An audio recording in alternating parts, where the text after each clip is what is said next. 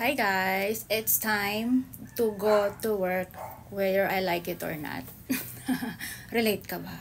So, kailangan nating mag-work guys. So, pasok na tayo. Ako pala, hindi ko alam kung anong oras kayo papasok. But most of the time, ang aga po ng karamihan pumasok. Yung iba nga 6.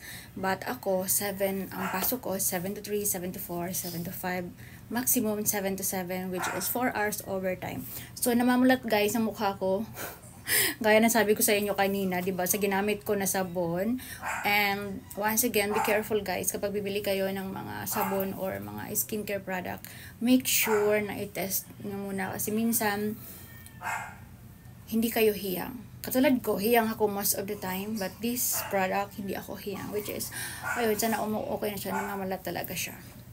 So guys, I wish all of you have a wonderful day. First date of month of February 1, 2024, which is excited ang lahat kasi nga 'di ba month of love. So sana all may jowa, sana all mayroong ine-expect this coming 14. But anyway, masaya ako para sa inyo, but ako work lang ako.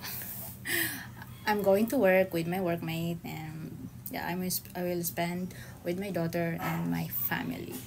So, wag niyo pansinin yung aking headband. Nagpauso yung person ngayon.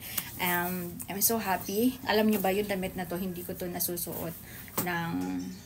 It's been few months kasi nga, nag-gain ako ng weight lately, and this shirt, guys, is from Malaysia. Binili pa to ng jowa ko dati. And this is extra small. From Marble Shop. So, ngayon, extra small, nag-casual ulit sa akin. So, yes, nag-lose ng weight ang person, guys. So, I'm so happy. Tsaka na ako mag-reveal, guys, kapag talagang satisfied na ako. So, for now, nag-lose ako ng weight and I'm happy and still ongoing my intermittent fasting so far. And if you want to lose weight, then you can try and don't be afraid to do your best. Hindi siya ganun guys kadali.